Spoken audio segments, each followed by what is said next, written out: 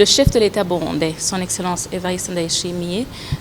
qui est également premier vice-président de la conférence des chefs d'État et de gouvernement de l'Union africaine, revient d'un voyage qu'il avait mené en République française à Nice, où il était accompagné par son Excellence la Première Dame, où il a pris part également à la troisième conférence des Nations Unies sur les océans, une conférence à laquelle il a participé au nom du continent africain, au nom de l'Union africaine, représentant son Excellence João Lourenço, le président de l'Angola, qui préside la conférence des chefs d'État et de gouvernement de l'Union africaine. Lors de cette conférence, qui était un rendez-vous mondial organisé par les Nations Unies, co-présidé par la France et Costa Rica, le chef de l'État burundais a porté la voix de l'Afrique, une voix qui appelle à une synergie d'efforts, à une solidarité mondiale en faveur de la protection des océans, d'autant plus que l'Afrique est un continent qui est une puissance maritime avec 47 000 km de littoral sur les océans et sur les mers, une puissance maritime qui a 39 États côtiers, qui a 6 îles, mais dont également même 16 pays enclavés ont des économies qui dépendent de l'accès à la mer, comme vous le savez, qui, grâce aux activités d'échange commercial, mais également d'intégration régionale. Le chef de l'État burundais, à cette occasion, a appelé surtout à une mobilisation de plus de financement pour les efforts de protection des océans ainsi que sa faune. Il a appelé à un partage de technologies, à un partage de connaissances pour protéger au mieux sa biodiversité. Il a également lancé un appel à une prise de conscience commune à la protection de l'environnement afin que nous puissions sauvegarder cette richesse qui est mondiale, mais également qui est partagée, une richesse commune dont même les pays enclavés doivent tirer profit. Il a souligné les menaces clés qui sont notamment la surpêche, la pollution,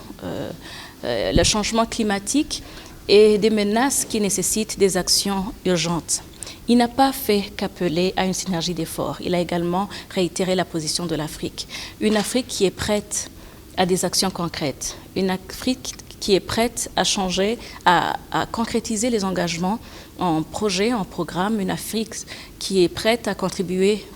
pour des solutions afin de protéger les océans, une Afrique qui est prête pour un multilatéralisme océanique qui est inclusif. En marge de cette troisième conférence des Nations Unies sur les océans, le Burundi s'est joint aux autres pays pour signer l'accord sur la Convention des Nations Unies sur le droit de la mer et qui porte sur la conservation et l'utilisation durable de la diversité biologique marine des zones ne relevant pas de la juridiction nationale. Un accord durant lequel le ministre des Affaires étrangères, de la coopération et du développement a imposé sa signature au nom de la République du Burundi. En marge de cette conférence, le chef de l'État burundais a également pris part à un sommet organisé conjointement par le Maroc et la France, un sommet intitulé le sommet L'Afrique pour les océans. C'était un cadre propice pour les États africains de réitérer encore une fois leur position en faveur de la protection des océans, mais également une occasion pour afficher leur solidarité aux pays enclavés à travers l'initiative qui est conduite par le Maroc, qui vise à faciliter l'accès aux États du Sahel à l'Atlantique. Parmi ces pays, le Burundi figure, où le chef de l'État a par ailleurs saisi cette opportunité pour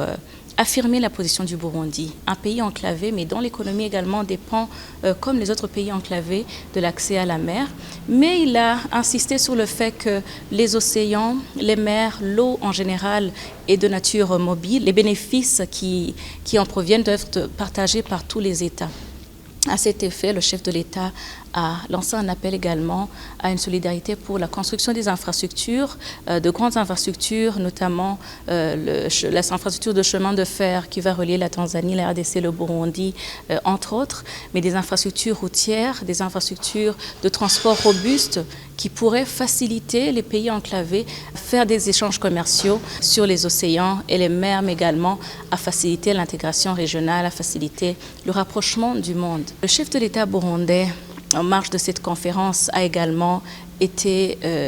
reçu par le président hôte de cette conférence, qui n'est autre que son Excellence Emmanuel Macron, président de la République française, lors d'une rencontre bilatérale très conviviale, durant laquelle ils ont pu passer en long et en large sur la qualité de la coopération entre la République du Burundi et la République française. Ils ont apprécié l'état de la coopération qui va de plus en plus en s'approfondissant, en s'améliorant avec le temps, et se sont engagés à la renforcer davantage, surtout dans les domaines clés comme les domaines de l'éducation, à travers les formations professionnelles et la formation des métiers, en alignement à la vision du chef de l'État, à la vision du Burundi, à promouvoir la jeunesse, à être autonome, à créer elle-même de l'emploi. D'autres domaines également ont été cités, tels que le domaine de l'énergie, le domaine des sports, ainsi que d'autres qui feront objet d'une coopération encore plus solide. Lors de leur échange, ils ont également évoqué la situation socio-sécuritaire qui prévaut dans la région, en particulier en RDC et plus particulièrement encore